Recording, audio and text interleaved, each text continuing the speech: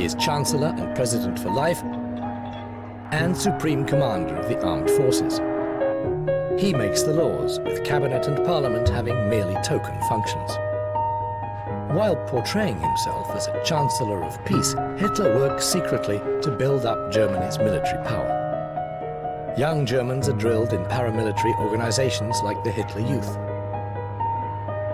The people come to terms with the merciless dictatorship and the persecution of dissidents and minorities. The Nuremberg Laws are passed unanimously by the Reichstag at a special meeting convened at a party rally. After the return of the Saarland to Germany by plebiscite and in violation of the Versailles Treaty, the remilitarization of the Rhineland, the world worries about whether Hitler will make further territorial claims.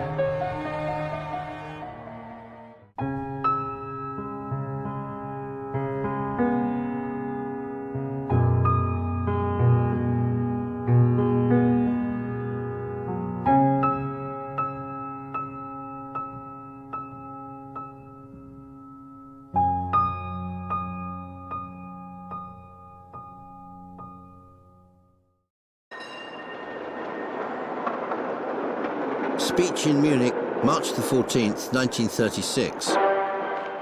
With the confidence of a sleepwalker, I am following the path marked out by destiny for me. Adolf Hitler. I once said to him that the people still stood behind him. But if the corruption, the suppression of free speech, and the silencing of any type of criticism continued, one day the majority of people would refuse to follow. He replied, "Ach, Wiedemann, I too am merely an instrument of fate and can't always act as I'd like." And with that, he disappeared. Fritz Wiedemann, adjutant to Adolf Hitler. Diary, Berlin, August the 1st, 1934. At lunchtime, we drove to the Halensee baths. People are friendly and peaceful. Even the young people seem well behaved here. The Berliner Zeitung newspaper published a bulletin at 8:30 this morning. Condition deteriorating, pulse weaker. So the end is near. This death does not come at a good time. Erich Ebermeier, writer. Diary, Thursday, August the 2nd, 1934. Around 9 a.m., old Hindenburg fell asleep forever. The German people stand stricken at his deathbed. Hitler was there yesterday. Henriette Schneider, housekeeper, East Prussia.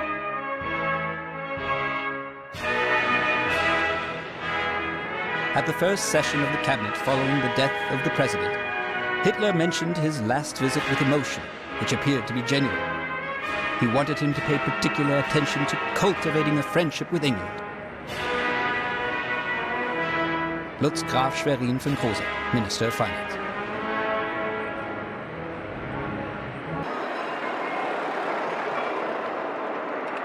Even now, his death is too soon. Hitler surely won't allow anyone to be above him. The newspaper reports the following about the death of Hindenburg. The government has enacted the following law that is hereby announced. The office will be merged with that of the Chancellor, which means all authority of the President goes to the Führer and Chancellor Adolf Hitler. Karl Windschild, retired pastor. Wallenstedt, diary.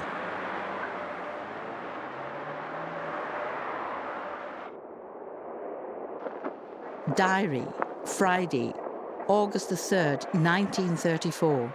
Hindenburg is to be buried in Tannenberg. Henriette Schneider.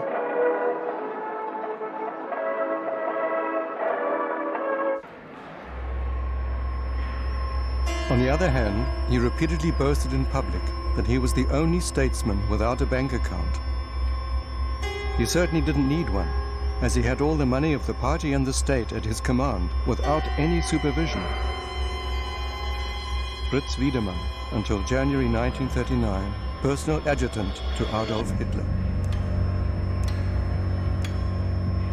For Hitler, money and goods had no real meaning. They were vague concepts. Christa Schröder, Hitler's private secretary.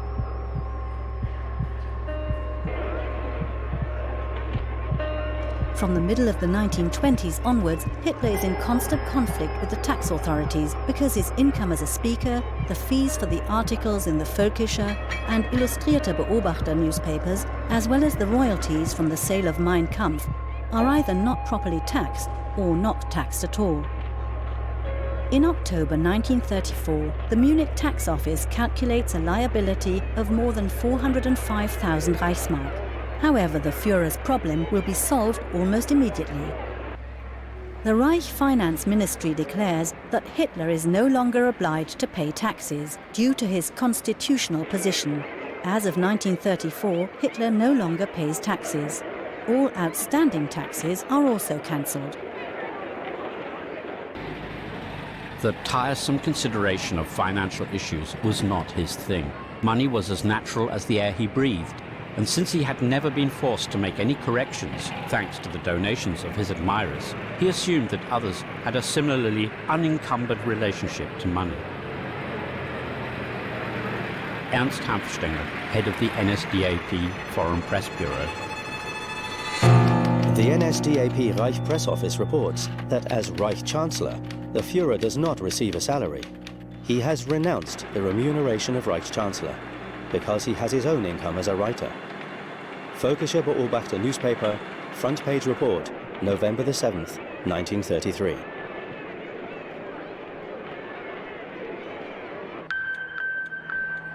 As Reich Chancellor, Adolf Hitler is entitled to an annual salary of 29,100 Reichsmarks and an allowance of 18,000 marks.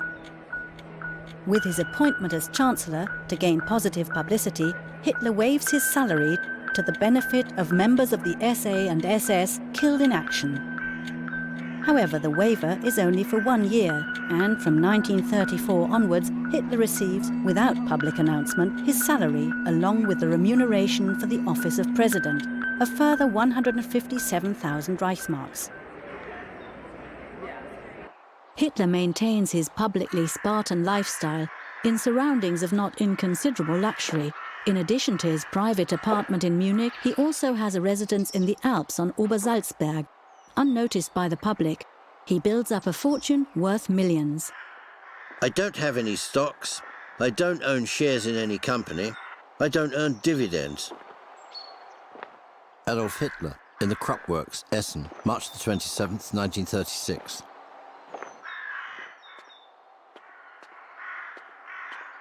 He had considerable financial free rein, as there were always considerable amounts on his account at the Franz Eyre publishing house.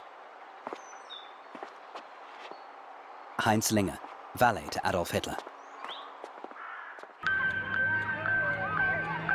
Although for a head of state and public figure, the right to his own image is limited, Hitler makes sure he is compensated for the use of his likeness on stamps.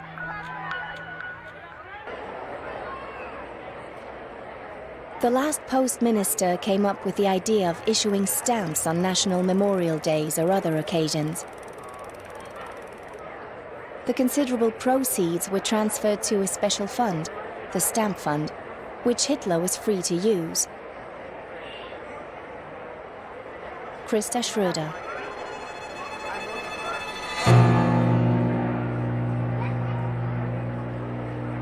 Regular postage stamps will in future bear the head of the Führer and be issued at all post and government offices.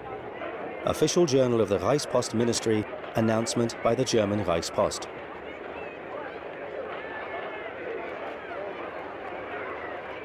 I myself once saw Reichspost Minister Ohnesorge bring Hitler a check for 50 million. Heinrich Hoffmann, Reich Commissioner of Photography and friend of Adolf Hitler. Hitler promises the heads of industry he will eliminate the trade unions. At the suggestion of Gustav Krupp von Bohlen und Halbach, industry shows its gratitude with the Adolf Hitler Fund from German industry, to which the companies pay a percentage of turnover. From the middle of 1933 onwards, up to 100 million Reichsmarks a year are transferred by German industry to Hitler, expressly for his personal and private use. By today's standards, Hitler would have been a billionaire.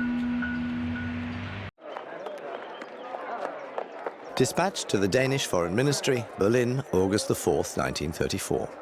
A man has been given power that no human being alive has ever possessed before.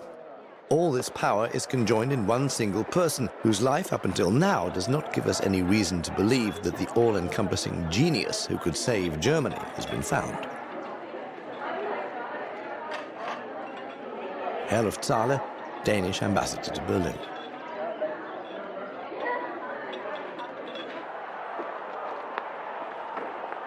He took over command of the German armed forces himself. For one last time, he transferred the command of the army to a general. Friedrich Hossbach, Major, Army Adjutant to Hitler.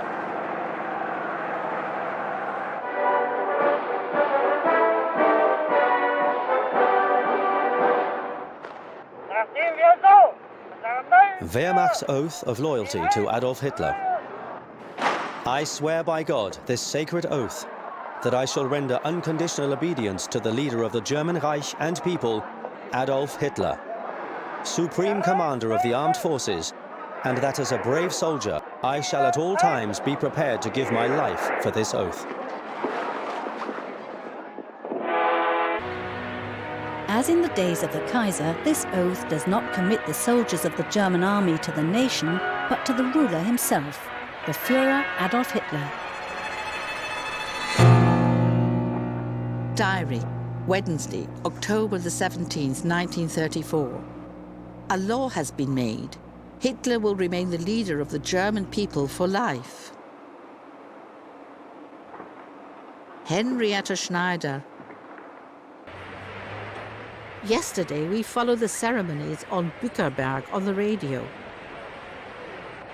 Once again Hitler spoke excellently. All over the world, war, strikes, unrest. Here, profound peace. The people know this, or they would not celebrate him so much. Henrietta Schneider.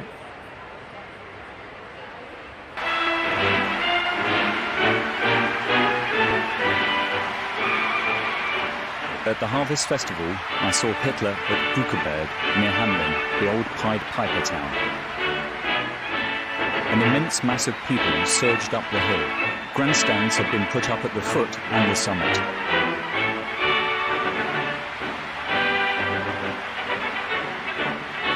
As the motorcade approached down on the plain, the Heils, shouted continuously by thousands upon thousands of voices, came rushing down the hillside like a hurricane.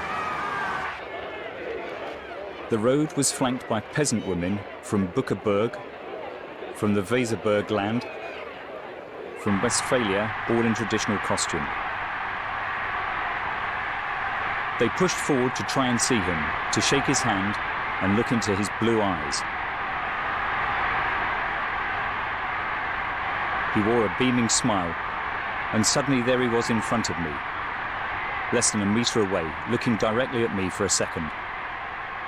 He makes a strong impact, of that there is no doubt. Helmut Rossmann, Berlin correspondent for Swiss newspapers.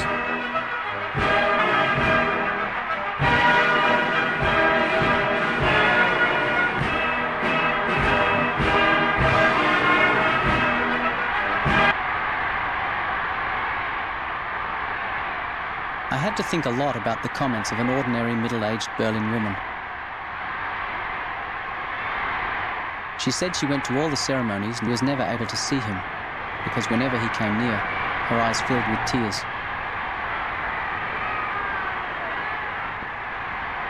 Erich Kort, Department Head, Foreign Ministry. It is not necessary in a totalitarian dictatorship to be loved by the people. It is enough to be feared, as Stalin was in Soviet Russia. But that Hitler was beloved by the German masses, there could be no doubt. Göring was next in their affection. To them, he was a hail fellow well met. It never seemed to concern them that he was also an unscrupulous killer. William Shirer, correspondent to the Universal News Service to Berlin, the Nightmare Years. At the the beginning of March 1935, Adolf Hitler travels to Bayreuth to attend the funeral of the district party leader of the Bavarian Ostmark, Hans Schemm, who died after a plane crash. Hitler uses such occasions to demonstrate his attachment to the party's old guard, which supplies almost all the district leaders and the influential Reich leaders of the NSDAP. Hitler does not attend the funeral, but most of the district leaders do. The centre of power of the party, and since he became Chancellor, that of the German Reich, is wherever Adolf Hitler happens to be, and he is always on the move.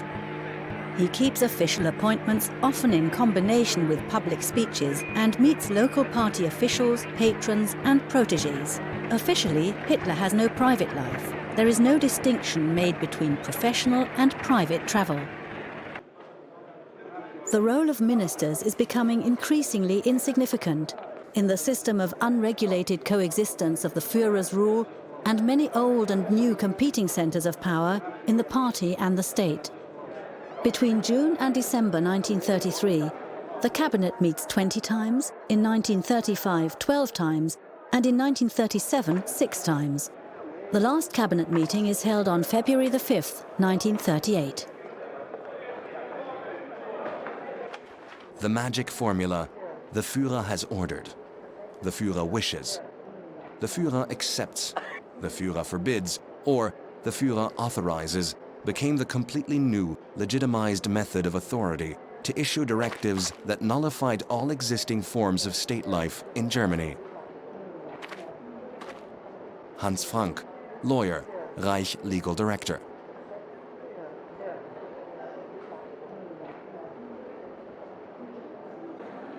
When tensions and arguments arose between leading party members, Hitler stayed out of it. I often had the feeling that Hitler was amused by this infighting. Although he didn't acknowledge it, he obviously still wanted to prevent the emergence of a united front against his despotism. Christa Schröder.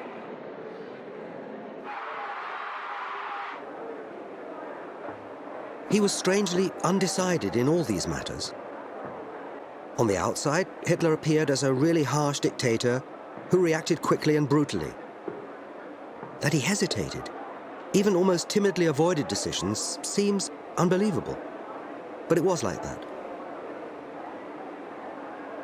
Albert Speer, the Kranzberg Protocol.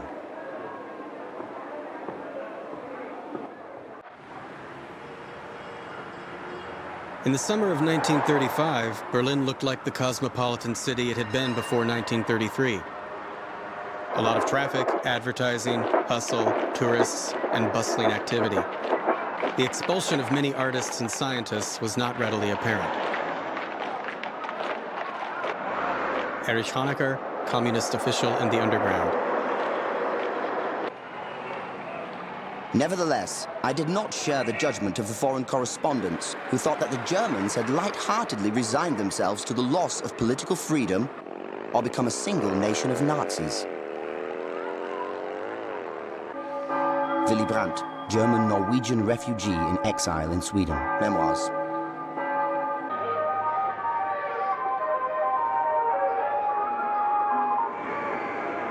I come to Germany convinced that the overwhelming majority of the people don't find the political system of the Third Reich unjust or harmful. On the contrary, I'm convinced that many millions of people are profiting from Hitler's victory. Above all, unemployed people and everyone whose life is filled with national pride. I'm convinced that the system has indeed taken away certain moral values from people, but in its place has brought material advantages. Antoni Graf-Sobanski, Polish writer and essayist.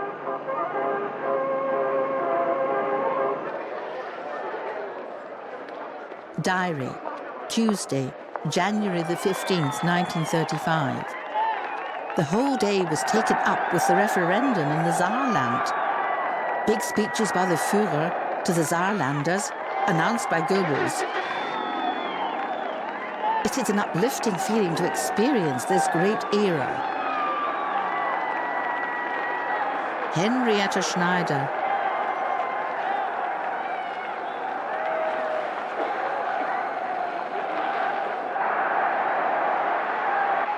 Nearly 91% of Saarlanders vote freely for the dictatorship in the Territorial referendum. And at least 2/3 of earlier members of the two left-wing parties also support the return to Germany. The majority voted for reunification with the Reich, although since 1933, this Reich had been the Third Reich of the Hitler fascists. Erich Honecker, From My Life.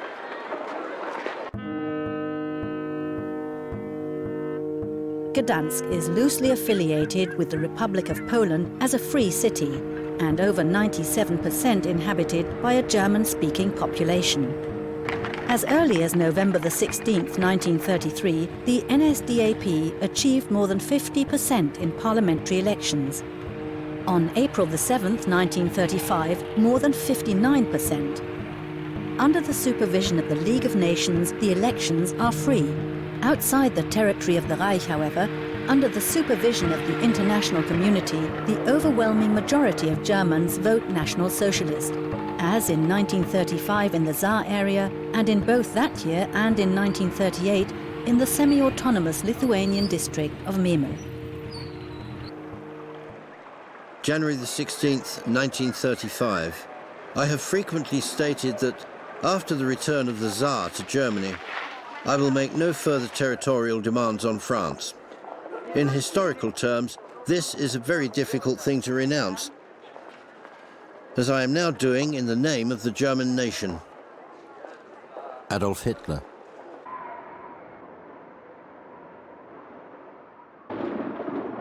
There will be no more territorial demands on France. But will he someday use weapons to take what he wants? Erich Ebermeier, writer, diary.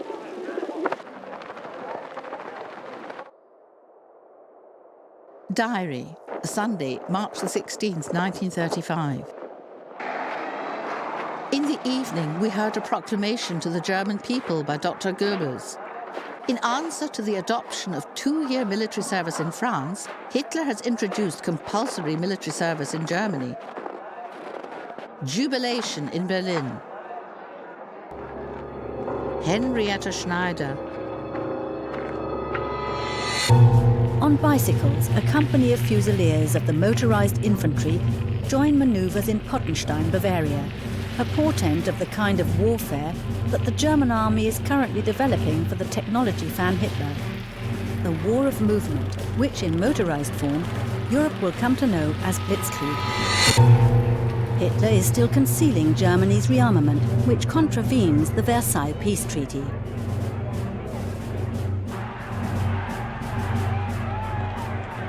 The Fusiliers' practice ammunition is not live, in contrast to the stick grenades thrown in Franconian Switzerland. Objective facts also include a number of political acts which, in contrast to the peace declarations, were directed against France.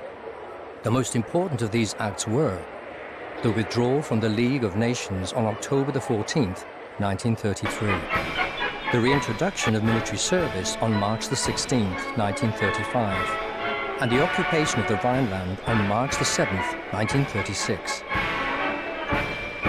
During his regime, he gained a disdainful view of English power and gradually came to the point of no longer activating the former enemy as an ally, but intimidating it by an alternating sequence of friendliness and provocation. Conrad Hayden, Hitler's first biographer, 1936. Go to breakfast with Lord Baldwin. He talked of Winston Churchill and said he lacked soul. I suggested that Winston is very sympathetic to misfortune in others. He answered, "Oh, I don't deny that Winston has a sentimental side, and what is more, he cannot really tell lies." Harold Nicholson, Member of Parliament, National Labour Party. I can't lie for myself personally. I will never do that. But if I lie for my country, for Germany, then every lie is justified. Adolf Hitler to Erhard Milch, State Secretary, the Aviation Ministry.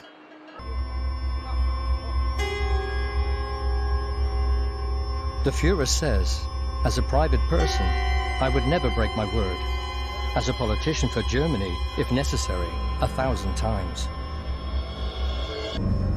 Walter Hevel, ambassador and SS Oberführer, representative of the Foreign Office with the Führer.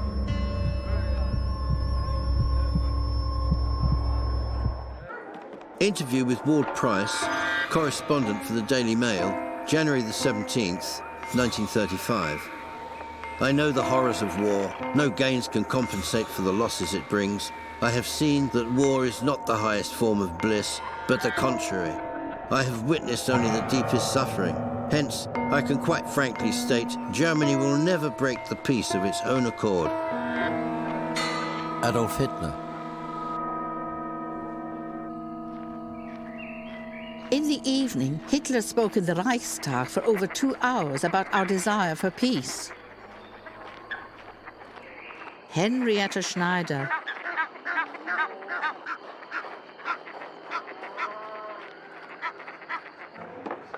Hitler's speech on disarmament in the Reichstag, May the 21st, 1935. Whoever lights the torch of war in Europe can wish for nothing but chaos. We, however, live in the firm conviction our times will see not the decline, but the renaissance of the West. It is our proud hope and our unshakable belief that Germany can make an imperishable contribution to this great work. Adolf Hitler.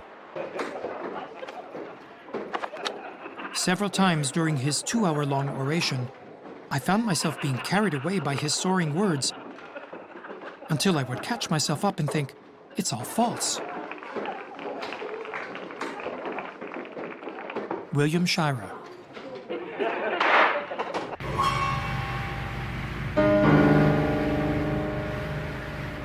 In 1937, the world still hopes to live in peace with Adolf Hitler's Germany. In 1935, Britain and Germany had agreed on a naval treaty. Germany is allowed to expand its navy to 35% of British strength. In August 1937, a naval review with German participation takes place in the English port of Portsmouth. Japanese and Italian warships also take part in the parade during the traditional Naval Week alongside Soviet, French and Canadian craft. On September the 17th, 1939, a German submarine will sink the Courageous, the first British aircraft carrier in the English Channel. I saw a sign on the shop door, "Dogs and Jews not allowed." Edgar Hoytwanger.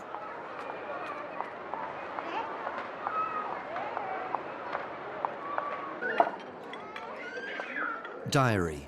Sunday, September the 15th, 1935. On the radio tonight, they're announcing the outcome of today's resolutions in the Reichstag, that is to say, the laws that the NSDAP deputies have agreed on, the anti-Jewish laws. Marriage between Aryans and non-Aryans is forbidden. Karl Windschild, retired pastor. Ich schlage nun dem Reichstag die Annahme der Gesetze vor, die Ihnen Parteigenosse Reichstagspräsident Göring verlesen wird. Hinter allen 3 Gesetzen steht die Partei und mit ihr und hinter ihr die deutsche Nation.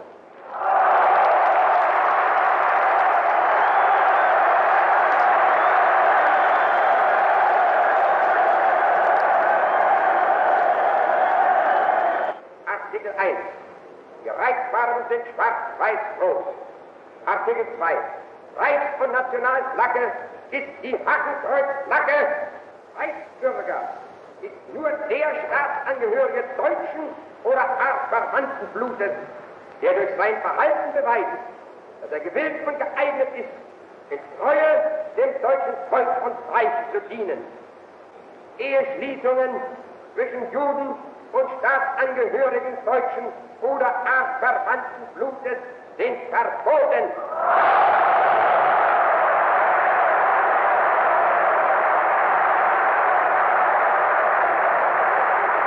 Unser Führer, im Retter und Schöpfer, Sieg Heil! Sieg Heil! Sieg Heil!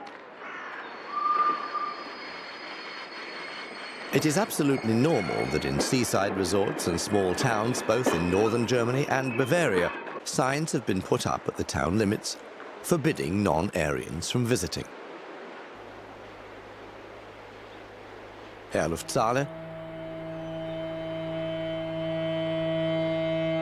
Summer holiday anti-Semitism is the ironic term for the widespread exclusion of and discrimination against guests of Jewish descent and religion in German seaside resorts and spas that was already taking place before 1933. After the seizure of power, the National Socialists are able to connect directly with the anti-Jewish attitude of many resort managements and hoteliers. In 1935, Jewish tourists are completely excluded from the beaches of the German North and Baltic Seas. A corresponding decree from the Reich Ministry of the Interior in July 1937 is thus superfluous.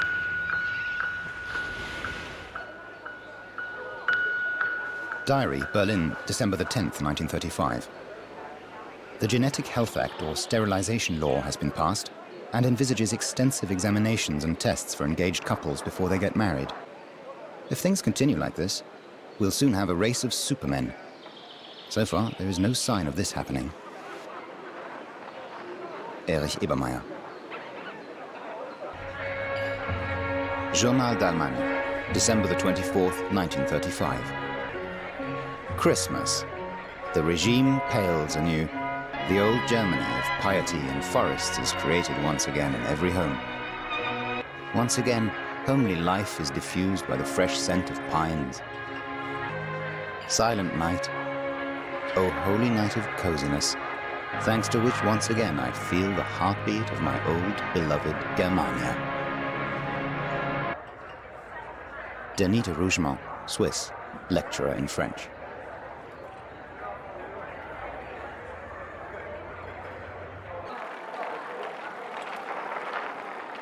Diary, Sunday, March the 7th, 1936. At 12 o'clock, the Führer gave the heralded speech. Hitler has occupied the demilitarized zone in the west. The Reichstag is dissolved. New elections are on March the 29th. Henrietta Schneider.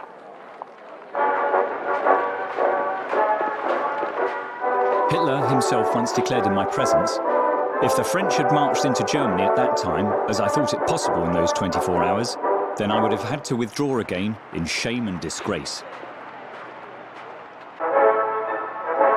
Paul Otto Schmidt, Chief Interpreter at the Foreign Ministry, experiences.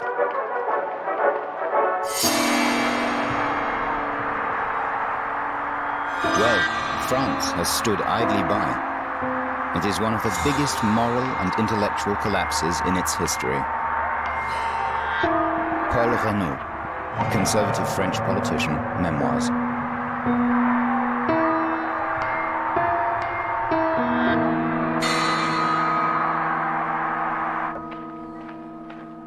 Diary, Monday, March the 30th, 1936. The election results were really good. 98.95%, a record. Lotte picked up Lore. Henrietta Schneider. The party governor of Cologne had the right to hit 103% when adding up the yes votes. When the result became known in the Reich Chancellery in the late evening, it was greeted with laughter. Nothing more. Fritz Wiedemann, adjutant to Adolf Hitler. Letter, April the 16th, 1936. My dear Führer, warm congratulations on your birthday. I wish you all the best. But just think, we're always having to write essays about you.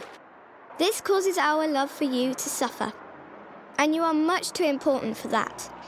Please issue an order for our teachers to choose other topics. Sieg Heil, yours, Mary D., member of the Young Girls League, Bad Homburg.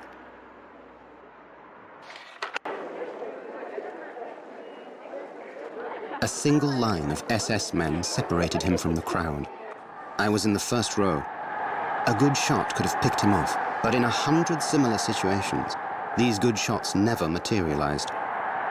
That's the most important thing that I know about Hitler. You can only fantasize about that.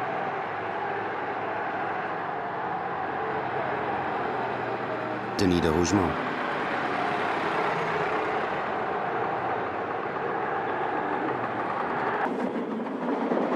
Speech at the Nuremberg Party Rally 1936. Not every one of you can see me, and I cannot see every one of you, but I feel you, and you feel me. It is the belief in our nation that has made us little people great. You come here from your daily struggle for existence and our struggle for Germany in order to gain the feeling. Now we are together. We are with him, and he with us, and we are now Germany. Adolf Hitler. One day, a few boys from the Hitler Youth came to our school playground promoting their group. We thought they were chic. They wore smart shirts with ties, told us about sports events and contests. That really impressed me. We did gymnastics and exercises, and took part in scouting games. As a good gymnast, they made me into a type of demonstrator. A scout leader of the League of German Girls in the Hitler Youth. At the time, in 1934, I was proud, naturally. Beate Uhse, pilot.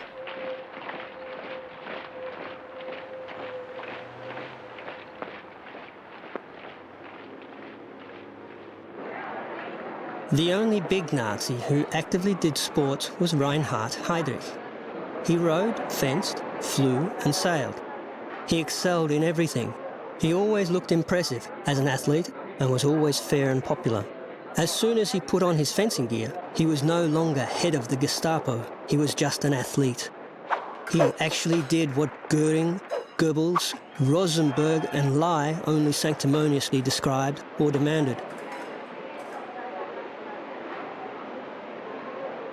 Heinz Linger, valet to Adolf Hitler.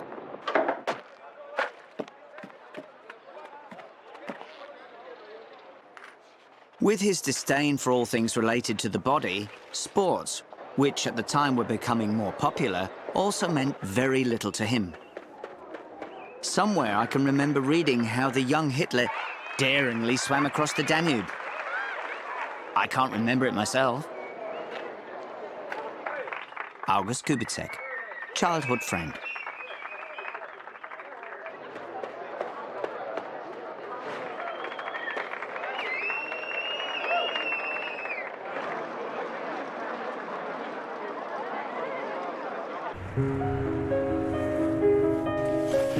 Lunch was spent mostly telling jokes, which made the boss laugh heartily.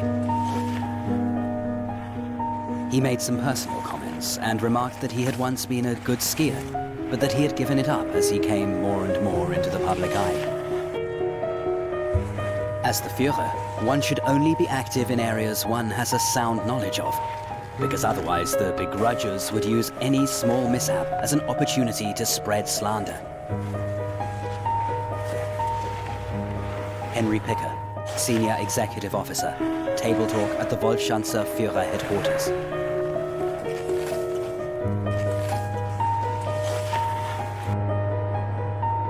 Due to yesterday's snowfall, the Führer broached the subject of skiing.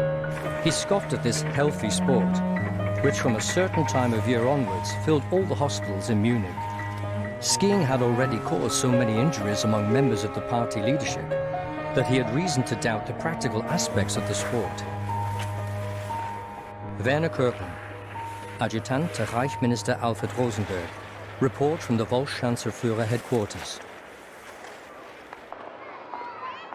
One noticeable symptom of Hitler's disturbed relationship with the environment was his terrible fear of water.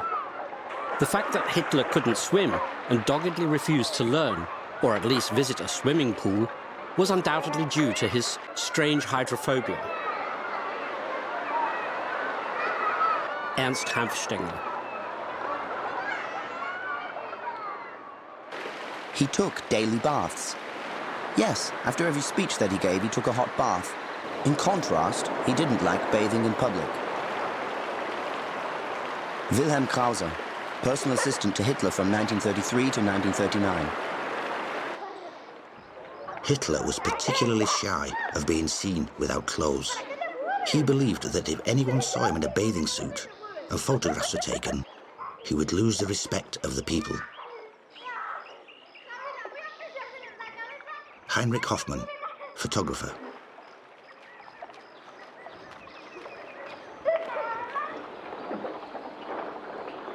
He didn't want the old saying, "There is no such thing as a great man in the eyes of his personal servant," applied to him. Christa Schröder, Hitler's private secretary. Later, Dr. Morell told me in confidence that Hitler was a difficult patient. You couldn't persuade him to allow an X-ray to be taken. When he gave him an injection, only the part of his body necessary was exposed to allow it. His servant, meanwhile, was ordered to leave the room. Heinrich Hoffmann.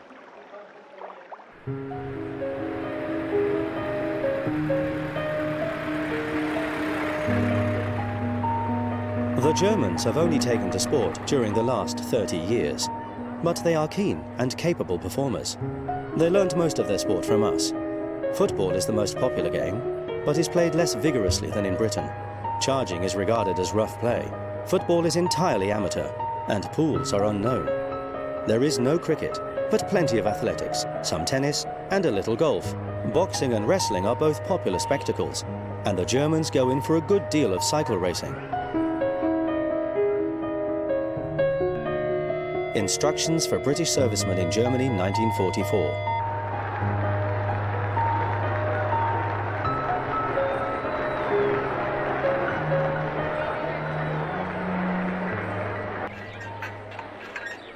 In August 1936, the 11th Olympic Games of the modern era are held in Berlin.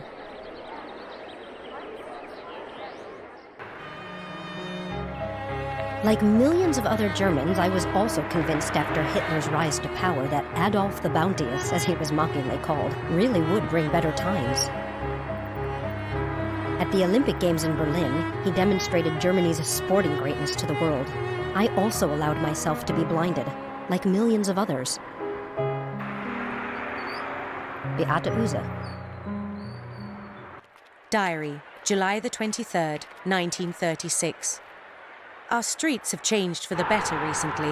The Stürmer newspaper display cases have been removed so that visitors to the Olympic Games do not feel offended by these agitating papers. Bella Fromm, German Jewish journalist. In the summer, Hitler's fame reached a peak.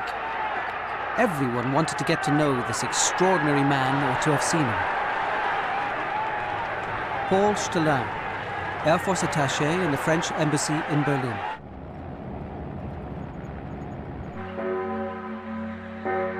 Diary, Berlin, August the 6th, 1936. Mrs. Gussie Jannings invited me to her box at the Olympic Stadium today. The impression was really overwhelming, and it would be foolish to deny it.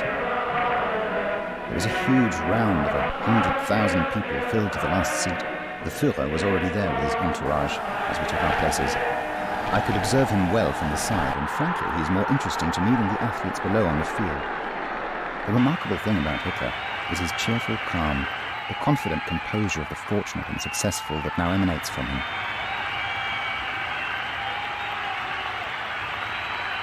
About 7 o'clock, he gets up. The Führer and Reich Chancellor is leaving the Olympic Stadium, booms from the loudspeakers. Everyone rises to give the Nazi salute. Hitler gives brief thanks. Erich Ebermeier. Diary, August the 15th, 1936. The lack of sportsmanship from the first man of Germany makes an unpleasant impression. He acted like an insane person, jumping up from his seat and screaming in triumph when the swastika flag was raised, or when the Japanese or Finns won medals.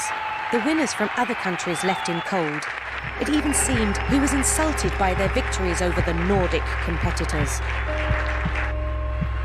Bella Fromm. Hans Frank remembers Hitler being highly charged and following the Olympics with passionate interest, In the end, the German team wins 33 gold, 26 silver and 30 bronze medals, first place in the national standings ahead of the Americans. These Olympics are a great breakthrough. You can be proud of Germany again. The top country in sports. It's wonderful. Joseph Goebbels, Propaganda Minister, Diary. Report to the Direction Politique et Commerciale Europe, Berlin, August the 18th, 1936.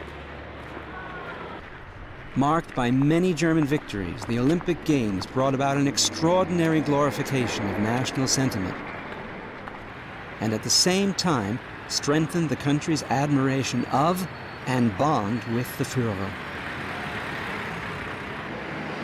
André-François Poncet, French ambassador to Berlin.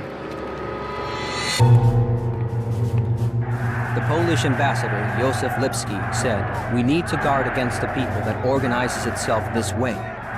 A mobilization in Germany will go just as smoothly." The word went around.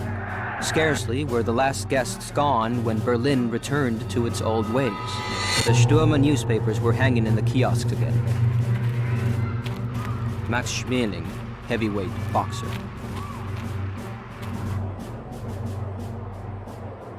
Windhoek, the largest city in former German Southwest Africa, in a colour film of the Reich Colonial League.